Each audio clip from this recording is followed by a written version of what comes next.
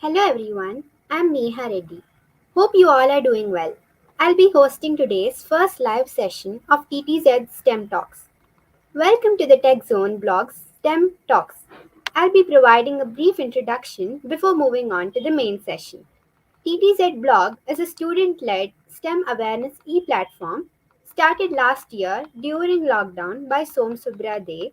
We have conducted more than 20 quizzes, coding challenges, and came up with many other innovative ideas that would foster the interest of STEM education in young minds. Students from all over the country participate in our initiatives. After last year's overwhelming feedbacks, we are all set to release our second edition of annual e-magazine Buzz AISC, a joint initiative by CBSE and Intel. India's AI for Youth program has declared TTZ the best initiative of 2021. STEM education is important because it teaches critical thinking skills and instills a passion for innovation. Beyond the benefit of learning science, technology, engineering, and maths, STEM provides assistance in the problem solving and exploratory learning that fuel success across a variety of tasks and disciplines. Today, we'll be conducting a session on biology. Here, our blog member Harmanpreet Singh will be speaking about the topic human genetics. He'll be discussing how genetics determine the way we inherit diseases and the profound impact genetic disorders have had on human history and psyche. Sounds interesting, right?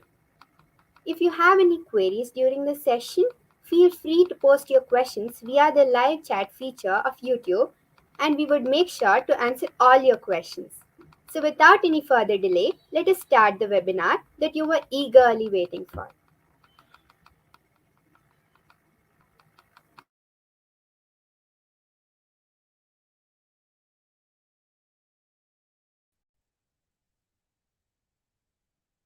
Good evening, everyone. Today we are going to start with our topic that is human genetics in perspective, genetic disorders. Uh, so it's very important to learn about human genetics because when we read about human genetics, we understand how there is one inseparable part of our whole makeup that we get from our family.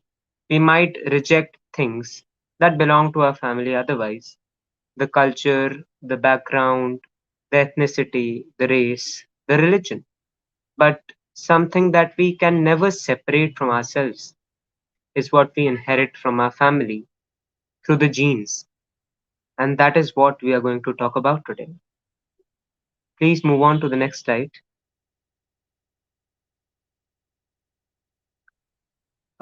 Richard Dawkins, I hope all of you have heard about him. He has been doing brilliant work on human evolutionary biology. And I want to tell everyone that genetics is inseparable from human evolutionary biology. It's because of the genes that we have evolved. And while we go through the entire slideshow today, and while we have a conversation in the podcast, we'll understand that genes are so important in the life of a human that they have profoundly impacted our history.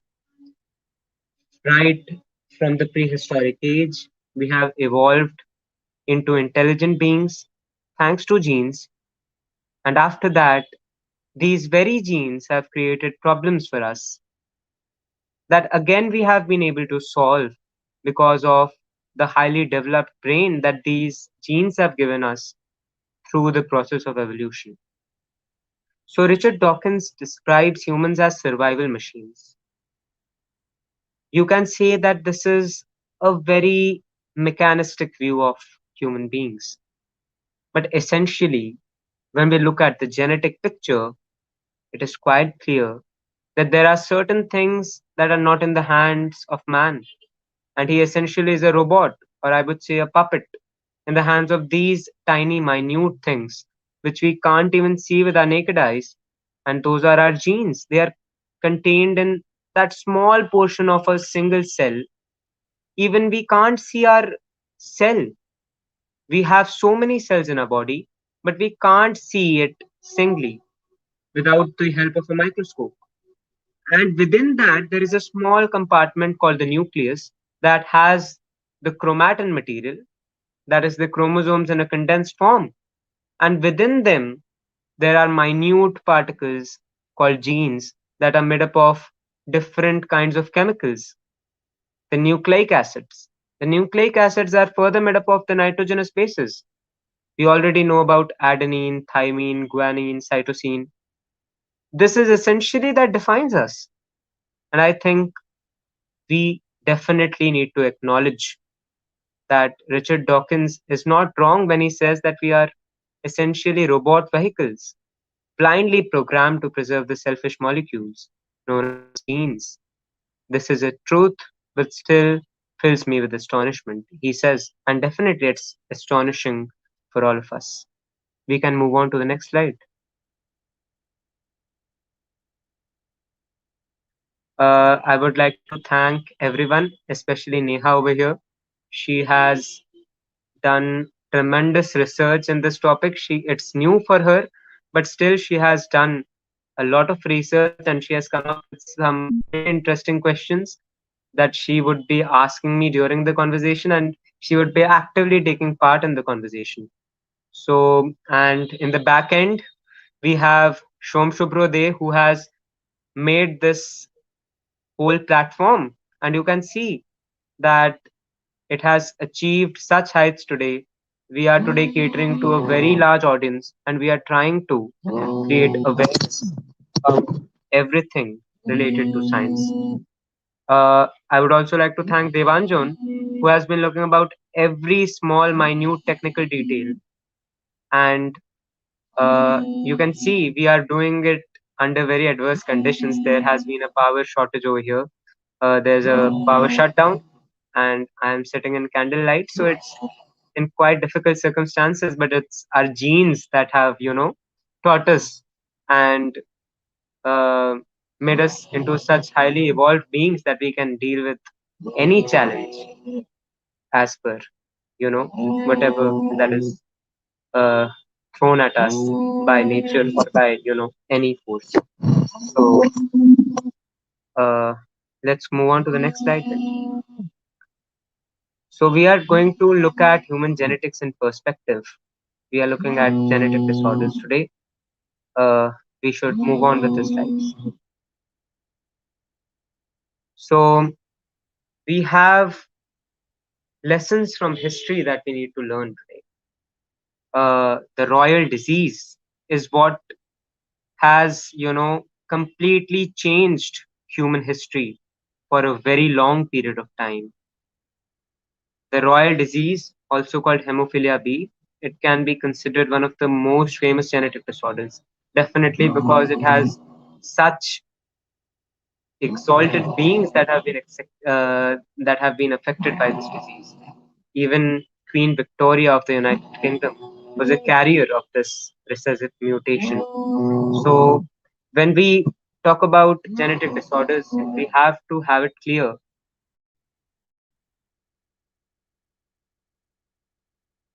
Am I audible? Can somebody from the team inform me?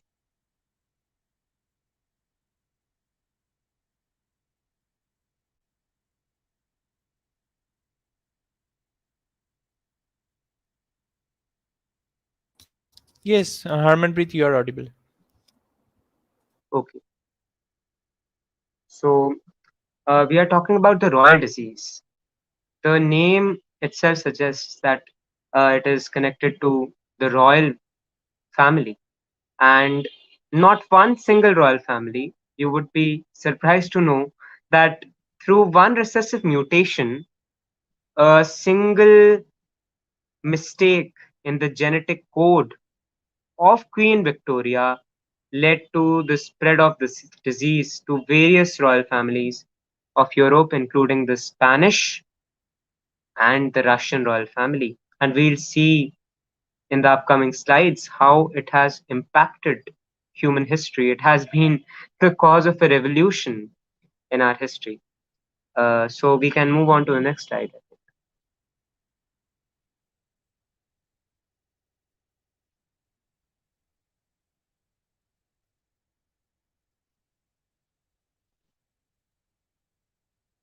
So Neha here can ask this question, I think.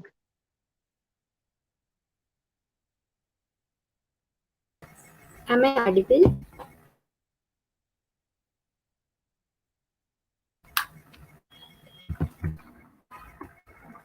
How did the royal disease impact the citizens? So Neha has come up with a very interesting question over here. Uh, when we see that the royal disease has affected so many monarchs, or members of the monarch's family, it has definitely had a huge impact on the life of the citizens that these monarchs were ruling upon. For example, we shall see in the future that it has led to the complete end of a royal family.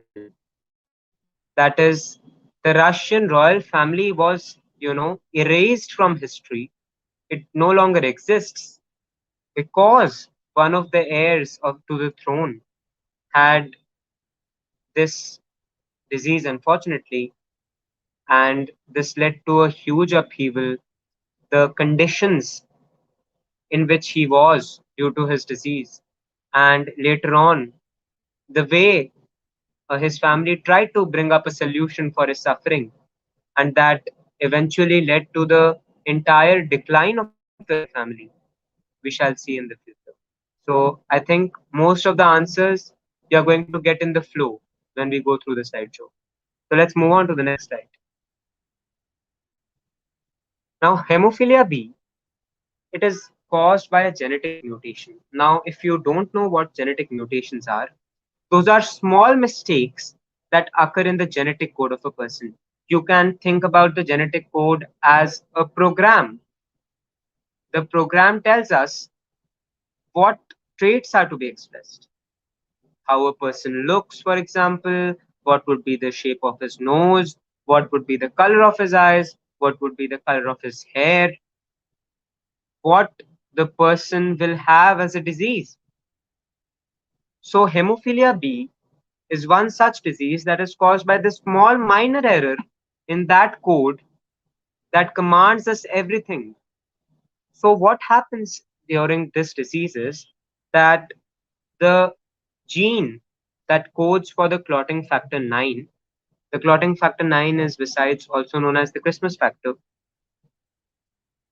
it essentially stops the synthesis of this very important clotting factor called the Christmas factor. Now, why is it called Christmas factor is also a very interesting question that comes up. It is called Christmas factor because this disease, also called the Christmas disease, was also discovered in a person whose surname was Christmas, and the report for the first discovery of this disease was published in the Christmas edition of the Journal of Medicine in the United Kingdom. So there's a very interesting story behind the nomenclature. Now, when we talk about this disease as Christmas disease, we should not think there is something rosy about this. There's something that, relates to the festive season that Christmas brings with itself. There's nothing like that. This disease can be fatal in many cases. There are different degrees in which this disease affects people. When there are the initial stages, we see that the patient has excessive bruising. A single small cut can bleed so much that it can essentially lead to a loss of so much blood that it can, cause shock in that person. The person can go into a state of unconsciousness or can even enter a state of coma. Now, the excessive bruising that occurs, that is considered to be the first sign. So, whenever a doctor sees a patient with these kinds of excessive bruises, the doctor will definitely ask you to be tested for hemophilia. Now, hemophilia A and hemophilia B, they have essentially the same symptoms, but they are caused by the deficiency of two different factors. So, other important symptoms of this disease, you can see on the slide, there's this small injury that occurs to this person who is playing football. The ball hits his joint. This is the joint of his knee. And when the ball hits, definitely there can be a rupture of a few capillaries, small blood vessels. That keeps happening always. Had it been a normal person, there would be a small bruise, there would be some redness, some pain, and it would disappear after some time. But what happens in a hemophiliac person? When the ball hits and there's internal bleeding, the bleeding will not stop. The bleeding will not stop because there's no coagulation. All of us know that when there is bleeding, the bleeding stops because a coagulum is formed, a blood clot is formed that stops this bleeding. We know that there's something called fibrinogen in our blood that is always circulating, and when there's requirement for clot formation, the fibrinogen will get converted into fibrin. The fibrin fibers will come together with the platelets, the thrombocytes, and they will form a clot. But this doesn't happen so simply. There are several factors that are required in this coagulation cascade. This process is known as coagulation cascade.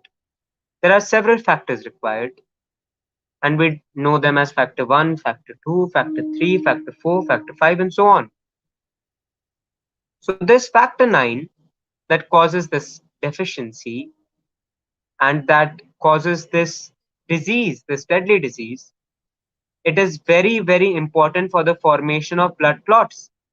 So, if blood clots don't form, the bleeding will continue and the bleeding may occur into the joints.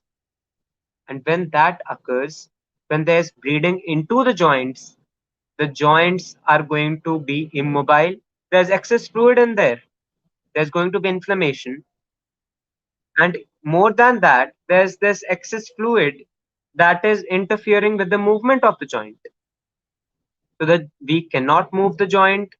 There's immense pain, there's inflammation, and definitely there's immobility. You can't move that joint. So when there's even small trauma, when there's even light trauma in any part of our body, there's going to be excessive bleeding. Now, what causes this disease? We were talking about the mistakes in the genetic code, but we all know that the genes are expressed in our body within the chromosomes, and these chromosomes are that contain this gene. When we talk about the inheritance pattern, I think we should move to the next slide.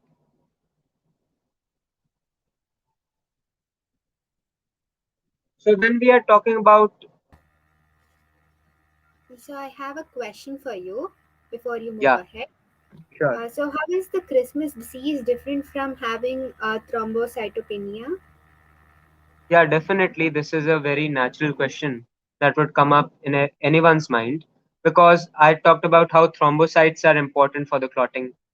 And then I'm talking about Christmas disease being a deficiency of, factor 9, that is also called Christmas factor. There's this difference that thrombocytopenia, that means the the platelet count is going down.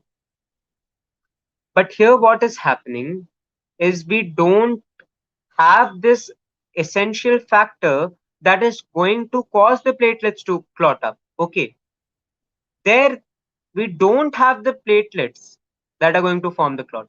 But here we have the platelets, but we don't have the factors, the enzymes that are going to work in order to cause that clot out of those platelets. The platelets are flowing in the blood, they are flowing through our veins, our arteries, but they don't go and clot at any random spot. If that occurred, then we would have clots all over our body and there would be no circulation. So we need these important factors that are going to be activated when there's need of that clot. And if we have those factors intact in the right amount, then the clot would be formed. But when there's no factor 9, when there is no Christmas factor, we are going to have Christmas disease. Another important point is we do not inherit thrombocytopenia. Thrombocytopenia can be caused by other diseases. Dengue is very prevalent in our country. We have so many cases of dengue every year. So in that disease, we know that the thrombocyte count is going to go down. We see that there's internal bleeding in that disease also, but there's a different reason to it. And Christmas disease is going to be inherited from our parents, and that is what we are going to talk about in the next slide.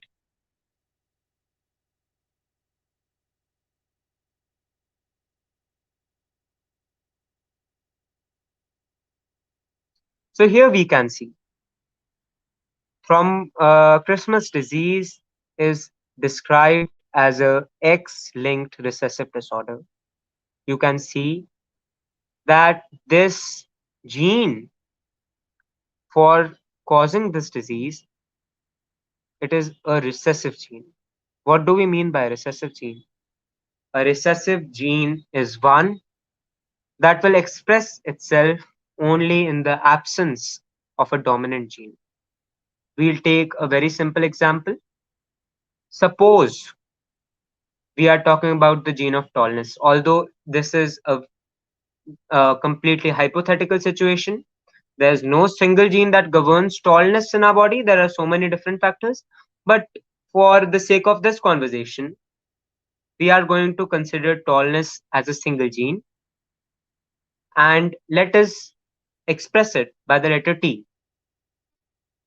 A person with two capital T's in his genome, capital T would be his genotype, would be tall. And one who has both small t's, a small t and a small t, would be short. What happens when both a capital T and a small t are present? Consider this as an example. When we talk about hemophilia, you have to see that there is one copy of that gene. Suppose there are two different varieties of one single gene. If we inherit one type, the dominant type, we are going to have the secretion of the clotting factor, factor 9, that is going to cause our body to function absolutely normally. And if we have the other variety, the recessive one, then that factor would not be synthesized. Now, if we have even one single dominant factor, the clotting factor is being synthesized. Therefore, everything will happen as it is. But if we do not have even a single copy of that dominant gene, we will not have that factor in our body. And that is what causes Christmas disease. But there's another point to it. We have seen that in this disease, there is more prevalence of this disease amongst males than in females. So, what is the reason for that? The reason for that is that this gene is present in the X chromosome. We all know that a female has two X chromosomes, therefore her genotype is XX. A male has only one X chromosome and one Y chromosome, so his genotype is XY. If this recessive gene is present in that single X chromosome of that male is going to suffer from the disease. In the case of the female, even if she inherits one X chromosome with that mistake, that recessive gene, that gene that causes the disease, she would not suffer from it. she would need two copies of that faulty gene in order to express the disease, in order to suffer from the disease. So, therefore, we see that males are more commonly affected than females. We can see when there's an unaffected father and a carrier mother, there is 50% chance of the son being affected by this disease. But there is absolutely no chance, 0% chance of the daughter suffering from this disease, even though she inherits one copy of that faulty gene. She will not express that disease. She'll remain a carrier. There would be no symptoms, but she can pass on the disease to her offspring. I think this is clear, and we can move on to the next slide. So, there's one interesting fact. We are all carriers of certain genetic mutations. It sounds so crazy that we might not want to accept it, but this is true. We are all carriers of certain genetic mutations. And being a carrier, I told you, there are females who are carriers, but they do not show symptoms of the disease. This is absolutely normal because in the heterozygous condition, you will be a carrier of the disease, but you will not show symptoms of that disease. So, according to reports of WHO, 10 in 1,000 newborn infants suffer from a genetic disorder. And this number is very high, and the possibility of an affected child is increased if both the parents have a mutation in the same gene. So nowadays, we see that there is one trend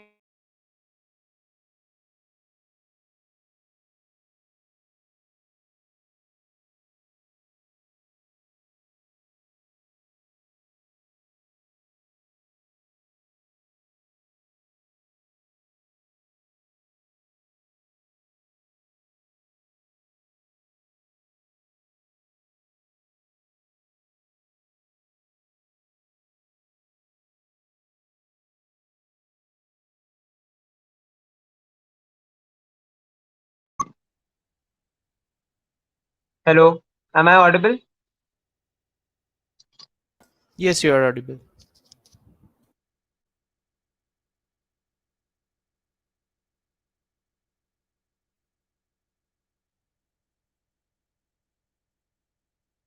Okay then. So nowadays there has been a trend, and I think that it is a very healthy trend, that newly married couples get screened for genetic disorders, especially for diseases such as thalassemia. It is very important because when we plan a child, we have the right to know if she is going to inherit any deadly disease because it is present in any of her parents. So, this is a very important step when we talk about handling these genetic disorders, because these genetic disorders carry a lot of trauma for the parents as well. If your child is affected by this disease, you are going to deal with a lot of things that you would not if your child is perfectly healthy. Therefore, even our government allows for screening of the infant suffering from genetic disorders, even when the child is still in the womb of the mother. This is a very important step if we want to deal with these kind of diseases. We can move on to the next slide.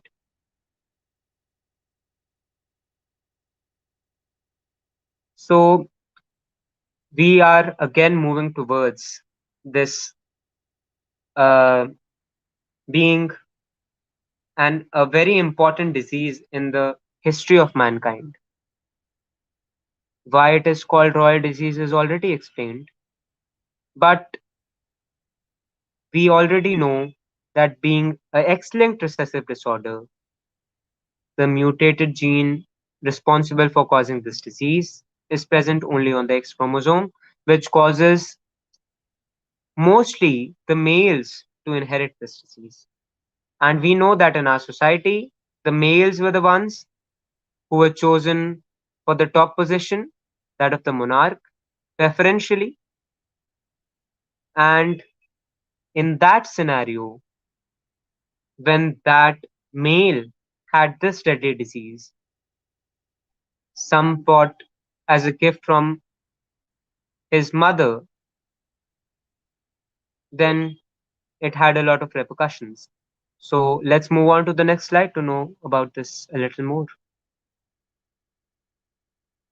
We can see this is the pedigree, a very illustrative pedigree. We see here Queen Victoria.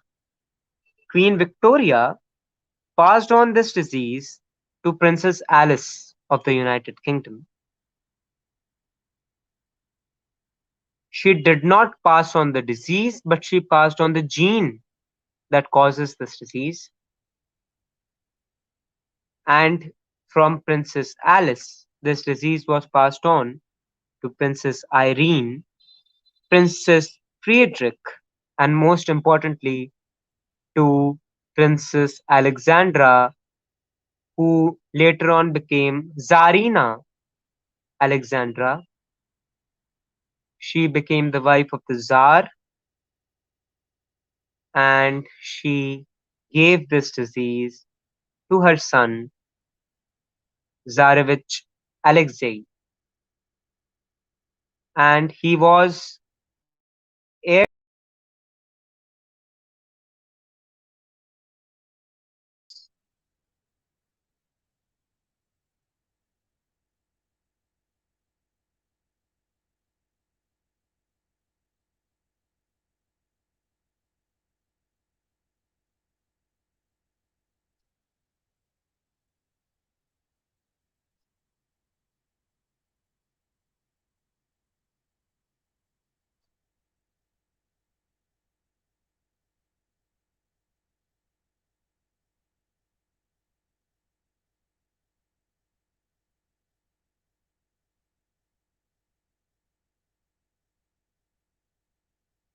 So here is the entire story for which we were waiting eagerly. Very spicy, as you might call it, but definitely very tragic. There was a huge scandal in Russia just because the Tsarevich Alexei, the Prince Alexei, the last heir to the Russian throne, he suffered from hemophilia B. So, from his younger days, he was suffering from this disease, and a wonder drug that was discovered during that time was aspirin, and it was essentially prescribed for all disorders that occurred. So, it was considered to be a pain reliever, it was considered to be, you know, warding off heart ailments and so on.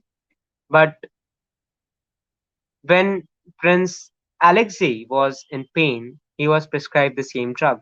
But this turned out to be very, very wrong on the part of the royal physicians to do this. Because we later on discovered that aspirin, it prevents blood clots from forming. And that is essentially what prevents clots from forming in the blood vessels of your heart, and it prevents heart disease. But the mechanism was not discovered back then. So it was considered to be a wonder drug that can be used to treat all kinds of pain, all kinds of diseases. So it was given to Prince Alexei. That essentially worsened his condition. He continued to bleed even when he had a small injury, and his mother was helpless. She wanted help, and that help came in the form of this Russian priest from the countryside of Russia, Rasputin, a very controversial figure. He claimed himself to be a god man, and he came into the royal family and said that he can cure Prince Alexei. He can, make Prince Alexei feel better. And Alexandra, the queen, she welcomed him because she wanted a treatment for her son. What he essentially did was stop the aspirin treatment, started his prayers, and it was thought that it were his prayers that were helping him. In reality, it was the stopping of the aspirin that helped Alexei a bit. It did not cure him of his disease, but his symptoms were eased because he was stopped giving that drug that was causing him so much problems. So, due to this, uh, Rasputin came close to the Queen Alexandra, and this caused a huge scandal. In the elite class of Russia, there was a lot of jealousy and there was a lot of opposition to this relationship between Rasputin and Alexandra, and it was considered that it was Rasputin who was dictating even the Tsar Nicholas, and his wife Alexandra about every decision that they had to make for the country. And the people were outraged.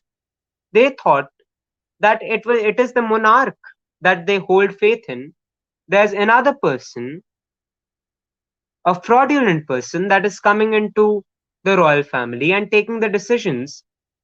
And these decisions were considered to be very wrong because of the socio-economic circumstances of that time.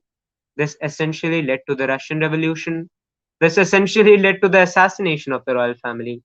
Very tragically, Alexei was shot dead along with his entire family. He was just 13 at that time. He was shot dead on 17 July 1918. He was the only direct uh, blood successor of the Tsar. He was going to be the next Tsar. He did not have any family naturally because he was just 13 years old. So that ended the entire dynasty of the Tsar. And you can say that this was this small genetic mutation that caused this disease, hemophilia B, that caused the end of this dynasty. We can move on to the next slide. Now we are going to talk about some other genetic disorders. We are coming up with sickle cell anemia, in which the red blood cells get sickle shaped. When they get sickle shaped, they are going to cause blocks here and there. When there's low oxygen tension, there is going to be coagulation, the coming together of hemoglobin, which is a protein. The protein will get coagulated and lead to this shape. And due to this shape, there are going to be blockages in different parts of the vascular system of our body. So it is a disease that is also recessive. We already talked about what a recessive disease is, but it is an autosomal recessive disorder. That is, there's equal probability of a male or a female to get it from its parents. Uh, let's go on to the next slide. Another very important disease that affects all of us. It's something that we commonly see in families. It is congenital hearing loss. But all causes of congenital hearing loss are not genetic. 50% of it is caused due to environmental factors, but 50% of it is caused by genetic factors. And even then, there are various different disorders that cause this congenital deafness. These can be dominant, these can be recessive. Sometimes they can also.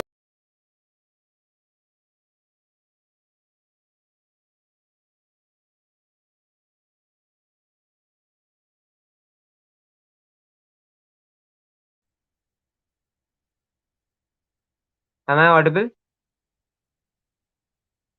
Yes, you are audible. Thank you. So you can see that there has been another power cut, but we shall continue with the program definitely. So let's go on. We are talking about deafness over here. So I was telling you about how those genetic factors can be of different types. The gene can be dominant, it can be recessive, it can be sex linked in some cases as well. We have not gone into depth of all these causes, but there's definitely a genetic factor behind hearing loss. And there are also some other diseases that are going to cause diseases. There are different kinds of diseases. We see hypercholesteremia, that is familial. It is very common, and we see that high cholesterol is found in several members of the same family. That is also a genetic disorder. When we talk about some cases of diabetes mellitus, they are also inherited by our next generations if we have it at this point of time. So it can also be genetically inherited. Let's go on to the next slide.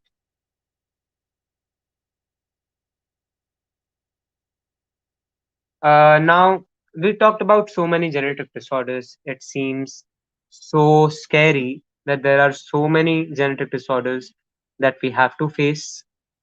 But there is the boon of technology.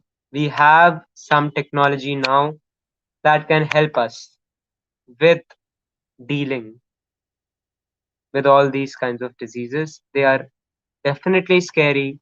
You might feel helpless because they are going to come to you through your genes, but there is treatment to that, and that is gene therapy.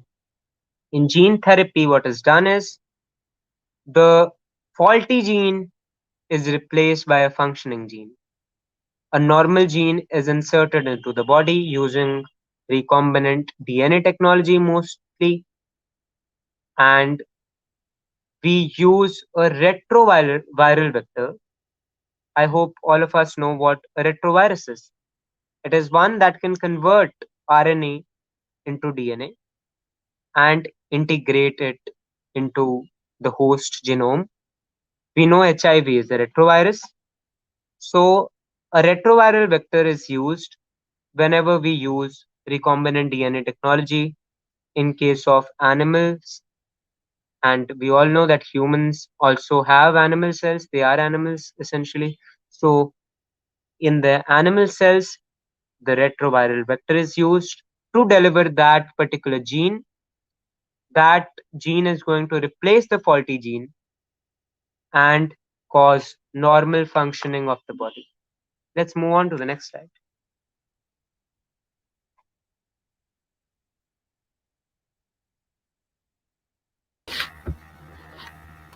So I have another question for you. So how does gene therapy cure a disease existing in a family from generations? Yeah. So it seems to be very interesting that how can gene therapy remove a disease that occurs in a family from so many generations? It seems to be so out of the world. But this is what happens when you introduce the normal gene into the body. It needs to be introduced into every cell. This is the limitation of gene therapy. It needs to be introduced in the early stages of life in order to completely cure the disease. And the disease would be completely cured if it is introduced in the embryonic stage itself, because there are just a few cells in which the genes need to be inserted. It's very difficult if we use it in later times. But then again, it can still cure us if we use it in an early stage. So, what is happening is that faulty gene that you inherited from your parents or your grandparents or any other member of your family, that gene is going to be replaced by a functional gene. This is the miracle of science, and I think this is probably the greatest discoveries that human beings have made. There are newer tools coming in this technology. We have molecular scissors now that are going to cut through the DNA of a person, and they are going to include that particular gene that is absent so that the disease can be cured. We have molecular glues as well. We know DNA ligase is used as a molecular glue, which causes the insertion of that gene. So I think this answers your question. We can move on. And also, I have another question for you before we move ahead. So, how is gene therapy a possible way of cure? Can you suggest some other ways? Yeah, like I said, gene therapy is a possible way of cure because it is going to deal with the root cause of the problems. Till now, we are dealing with the symptoms. Even when I talked about AleXZavesa, we saw that there was treatment done so that the symptoms could be alleviated. But that did not, cure the disease. There was just symptom specific treatment that was done. If there's bleeding, they gave some drug that would stop the bleeding for some time, then again the bleeding can occur. This is not a permanent cure. But if we replace the faulty gene with a functional gene, then it is going to occur. Then there is going to be a cure to the disease, and this is what gene therapy does. Now, when we talk about alternatives of gene therapy, we have some things coming up. If we talk specifically about hemophilia, I think gene therapy is going to be the best option in the future, but it is not very common as of now due to the expense. So, other things that are done, there are blood transfusions, or there is artificial injection of factor 9 that can be given. But again, there needs to be periodic uh, application of all these treatments for the patient to remain fit and fine. But again, there are so many complications related to these. I think we can come up with technology in the future that can lower the expense of gene therapy, and we can provide it to everyone because now we have the diagnostic capability. We can diagnose diseases early on. So if the treatment is also given early on, then we can save a lot of lives. I think we can move on now.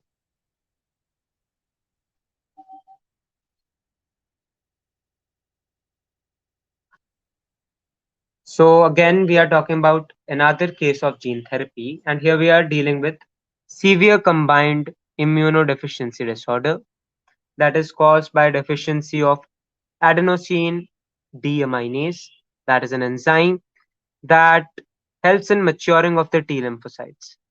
T lymphocytes are a type of white blood cells. They help to produce immunity in our body against various diseases. And when they can't mature well, we are going to have severely compromised immunity. And because we have gone through COVID, we know how important our immunity is for us. If we have a significantly low immunity, we are going to be affected by all those deadly infectious diseases.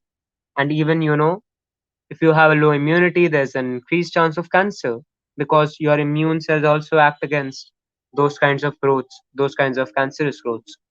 So here we what we do, and this has been done as the first case of gene therapy. We had this young little child that was treated via gene therapy. A genetically disabled retrovirus was used to insert into the cells of that little child the genes for adenosine deaminase. The single gene that was mutated, the normal functioning gene, was inserted into her cells and she was cured of the disease. Again, this was done early on, so the person could be, saved. but there could be more improvements to the disease, to treatment of the disease. We see here that there were periodic infusion of T cells that can be stopped if we do it even earlier. We have done it in a young child, but if we do it in the embryonic stage, the treatment can be done even earlier. And in that case, there can be a complete cure achieved in a single application of this gene therapy. We would not require several sessions, several administrations of T cells that are with the normal gene. We would have been done with the disease in one single go. Let's move on to the next slide. Again, an interesting fact. Every year, we are seeing more and more prevalence of genetic disorders. I think this can be mostly attributed to the diagnosis that we are doing. We can diagnose all these disorders very well now. So we see that the prevalence is increasing. The stats show that 1 in 25 infants are carriers of cystic fibrosis. Cystic fibrosis is a deadly disease. So is muscular atrophy. 1 in 50 are detected with spinal muscular atrophy. So you can see the scale. Let's go on.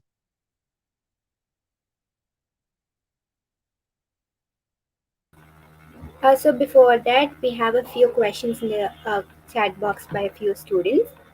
So I would like to ask them up. So one comment is that prevention is better than cure. Hemophilia, like most diseases, can take a toll if early precautions are not taken. What are some significant symptoms shown by a patient suffering from it? Yeah. So the early symptoms of hemophilia include bruising on the body. There are going to be several bruises. The bleeding won't stop. You can see redness. You can see increased inflammation. You would see swollen joints as a symptom because even a small injury to the joints is going to be causing that excessive bleeding into the joints.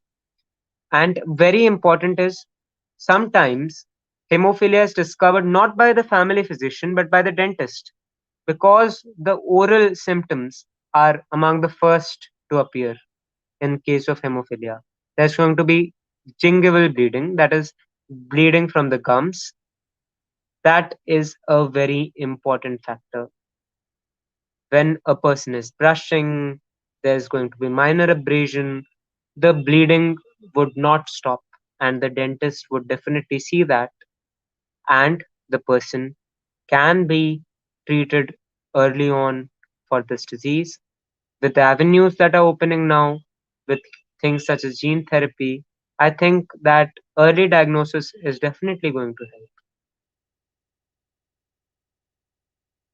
I hope the answer is clear. And one more question is that what are some symptoms or effects of sickle cell anemia? Yeah. So we talked about sickle cell anemia. Um, in this, there is an abnormal shape of the RBC that is going to affect the normal functioning. The erythrocytes are going to be shaped in the form of a sickle, and this is essentially that causes all the symptoms. The symptoms include the blockage of the various parts. It leads to severe pain in different parts of the body, and there is going to be physical limitations to the person. But there's one important factor that is seen. You have seen that sickle cell anemia is very prevalent in the African nations. So this is due to the fact that sickle cell anemia provides some immunity to malaria. Malaria is a very common disease in those countries. If a person is heterozygous, that is, he or she carries that gene but does not show the symptoms of the disease fully, but they are going to have, you know, that uh, resistance against malaria. So in that case, we can see that evolution is such that the prevalence of sickle cell disease is more in the African nations. Thank you for answering up the question. I hope it is clear for the others as well. And the last question to be asked is, to what extent can hemophilia affect a person? Yeah, so when we talk about hemophilia, there are different stages and there are different ways in which hemophilia affects a person. And that essentially depends on what extent the synthesis of factor 9 is affected. If 10 to 15% of the normal range of factor 9 is synthesized, the person can still remain healthy to an extent. There would be occurrence of more bleeding, but still it can be manageable. But in some cases, when there's less than 5% secretion of the factor 9, it can become, you know, very deadly. But there are also cases in which there's 80 to 85%. So it's like almost normal. The person can lead an almost normal life.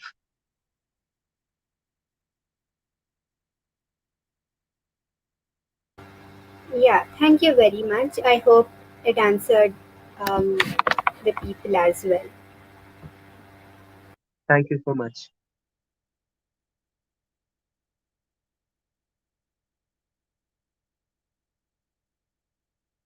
So I would like to suggest some books now that we are coming to the end of the session. If you found this topic interesting, there is this beautiful book by Dr. Siddhartha Mukherjee. He is essentially an oncologist. He's been doing amazing research in cancer, and while dealing with cancer, he also came up with this beautiful book, The Gene. And it's so beautiful. When you read it, you'll understand. There are so many excerpts from his own life, how insanity runs into families. He'll explain with the example of his own family. The mental disorders can also sometimes, you know, be inherited. So he talks about all that, and he also talks about the entire evolution of genetics from the very first, from Mendel to Darwin to the recent discoveries of Watson and Crick. Although not that recent, there are more recent discoveries such as recombinant DNA technology, CRISPR, Cas9. He is going to talk all about that in this book. And if you are going to go into more depth, then you should definitely read Essential Medical Genetics by Connor and Ferguson Smith. It has a description of so many different diseases that are caused by genetics. And it also talks about how some other diseases that are not per se considered to be genetic disorders, they are also affected by our own genes. So I think you would enjoy reading both these books.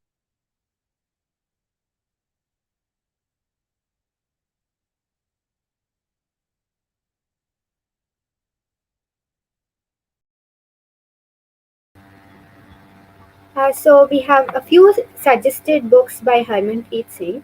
As reading isn't getting much common these days, why don't we take up a chance and read up these books as well? And instead of using much of Google for researching more about this topic, let us get into reading books more. And I'm sure these two books have a lot of information to know about. So let's take up this chance and read these two books. Thank you, Harmanpreet Singh, for recommending both of these books. I hope people will read these books. Moving to the end of the session, I hope you all found this session interesting and informative. We would like to thank everyone who turned up for this session.